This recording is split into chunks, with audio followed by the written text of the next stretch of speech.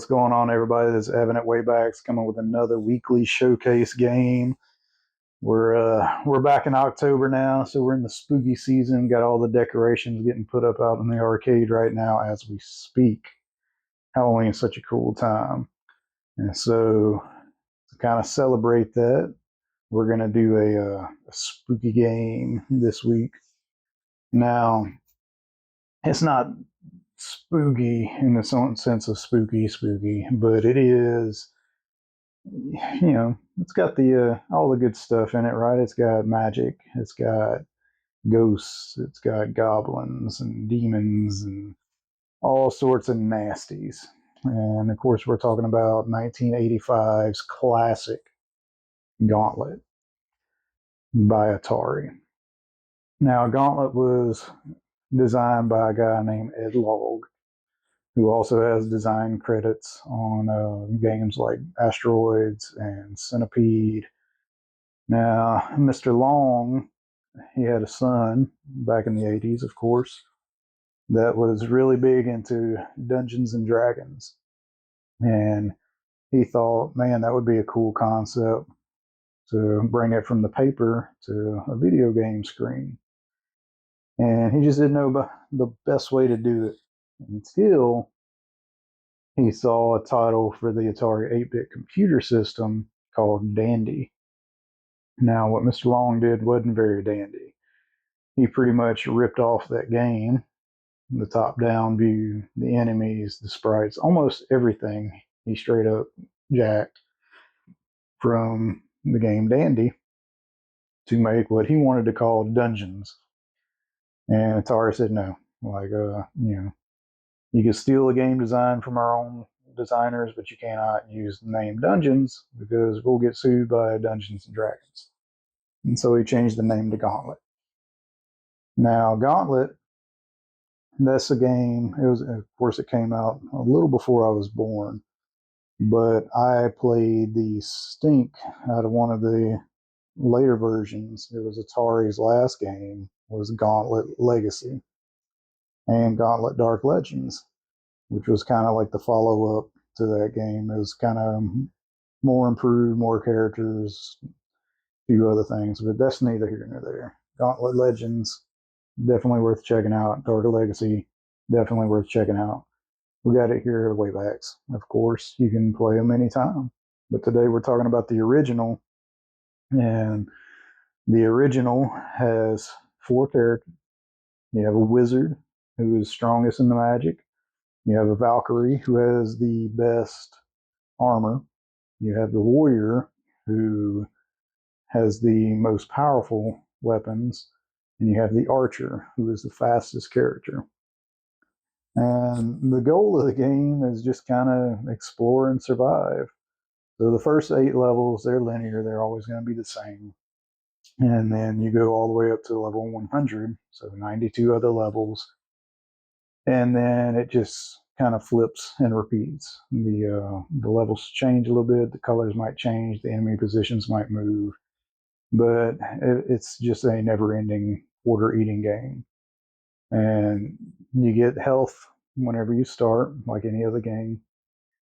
Now, the kind of shady thing that Atari decided to do was, even if you're not getting hit, you still lose health. 1 health for every 1 second of gameplay. And in order to get more health, you have to either find food and eat it, which you have to be careful because if you're fighting a bunch of monsters and one of your weapons accidentally hits the food, it disappears. You can destroy the food because why not? And the only other way you can get health is by adding more quarters. Now, what Atari did that was really cool, they had come up with a couple 4-player games before, like Sprint and Warlords, but this was like the first real co-op 4-player game where you can drop in and out at will. And so that kind of kicked off this big craze for 4-player games, which, Atari had a few. Konami had a ton. We've got nearly all the Konami 4-players. I'm just still waiting to try to find a Bucky O'Hare and a G.I. Joe, then we'll have the complete lineup.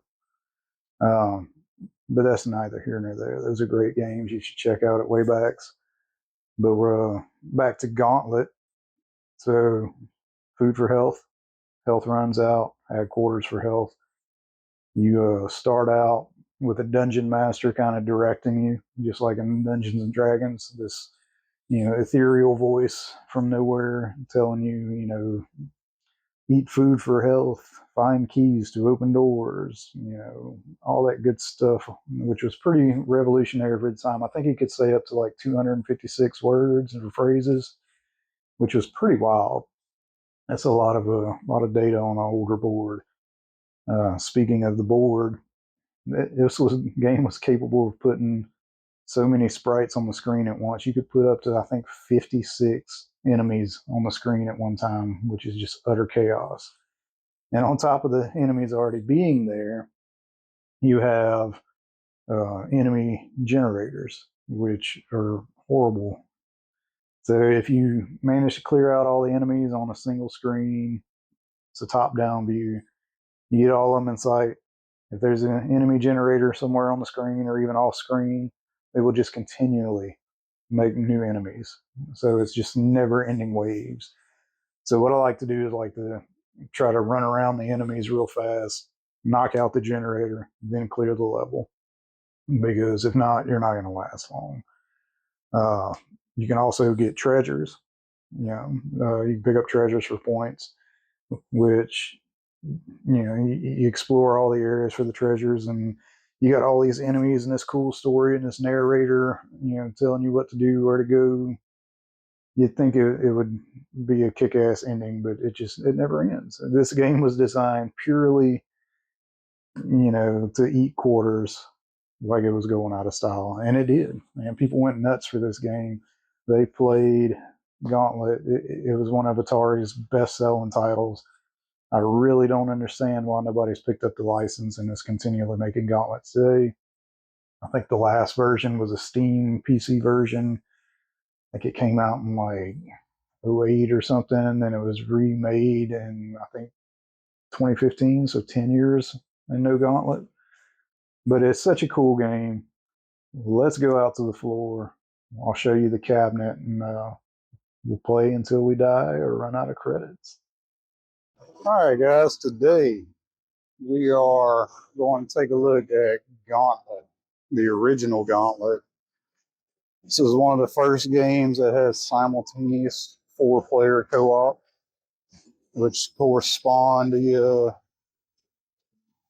the phrase of Konami's 4 players as you're currently seeing. Gauntlet was kind of the game that proved that was possible and popular. And so today, we're looking at Gauntlet, but not Gauntlet Dark Legacy. Although this was my introduction into the Gauntlet series. But today, we're looking at the original 4-player co-op. No lit marquee screen right there that you could touch, which is crazy. But there's your characters: Thor, Hero, Merlin, and Questor. This was inspired by Dungeons and Dragons. And so you would put your coin in whatever slot of character you want to play. And of course, we're a free play, so we have a coin button instead. This game's stupid hard, I'm not gonna lie.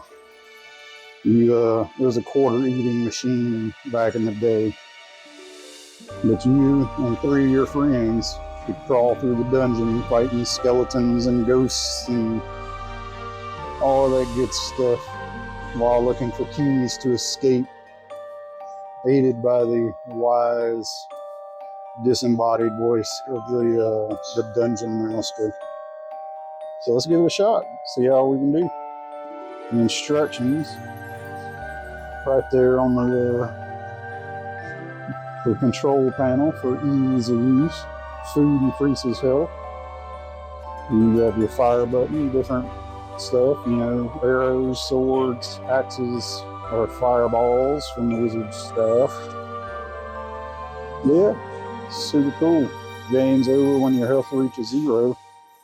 Let's see how long we can last. Alright guys, so we're going to give it a shot. I think I'm going to choose Master Merlin. So we'll coin up on Merlin. We start with $1 worth because this game is ridiculous. Breaker, 100 points. So your Dungeon Master kind of breaks down whenever you touch something for the first time. So like the ghost just got me, so I took 10 health. Those are the generators, the monster generators. You gotta get those to stop the monsters from spawning. You see those generators are a little bigger, so the ghosts are a little bigger. They take 2 hits instead of 1.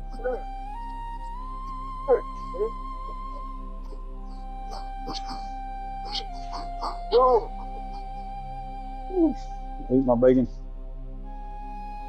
So food will give you health. As you can see your health over here in your score. We're gonna get that key without opening the door to certain doom. So we can go to stage 4 or to stage 1, or 2.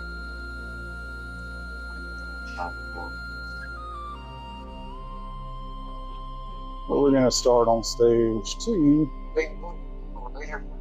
So I got my potion. You use your potion, it kills everything on the screen. Pretty badass. Now we have 2 keys. We're in a little better position. But we just used one of them, but we still have a backup in case we get lost. I choose the wrong door.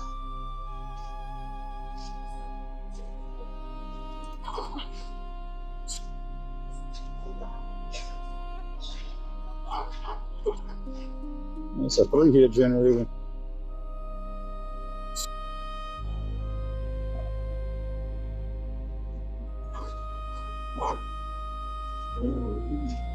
Stage 3.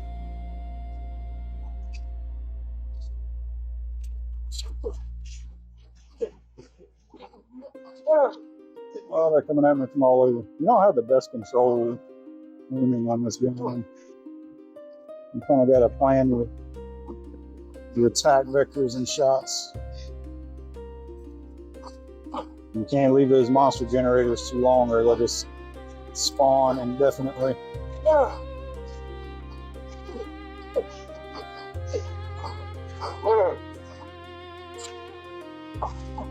So many generators. I don't even know where to go.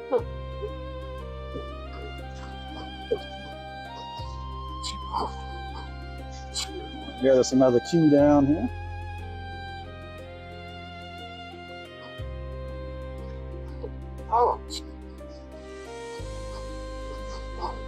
Alright, so we have to use 2 keys to open that exit. We only have 3. Let's peek up here to see if there was any others. Evidently not, though. Kind of a jip. So you got your fire button, your potion button. It says the grunts take 5 damage. Now we got a potion. That'll definitely come in handy. Yeah, they're already swarming.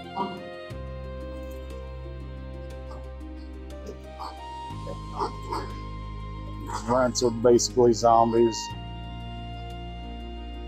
Zombie barbarians.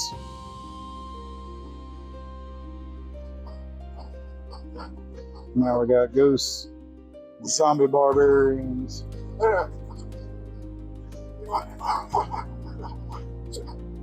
Like the goblins come out next. Yeah, they're just swarming. I think we're going to use a potion here. We can get all these guys in one go.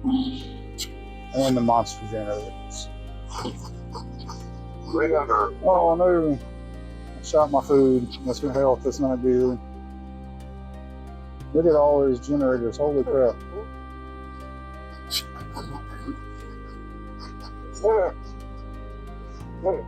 Sometimes it's best just not even focus on the monsters until you get the generators knocked out. Running out. 170 health. I don't know how much longer I'm gonna make it. Go. Oh, they got me. Ran out of health. Yeah, super cool game. Good game to start off spooky season with classic Gauntlet. And of course, the Gauntlet I grew up on, Dark Legacy. This was in a movie theater when I was a kid. This one was cool too. You could actually save your initials and save your progress. So it's like basically a memory card on an arcade. Never saw that before. So I could play for a while. Movie started, I'd go in. I can come back out after the movie or come back a second trip and my data would be saved on that arcade. So it was really cool. You could pick up where you left off at. But yeah, such cool classic games. I'm trying both here way back. And we'll catch y'all on the next one.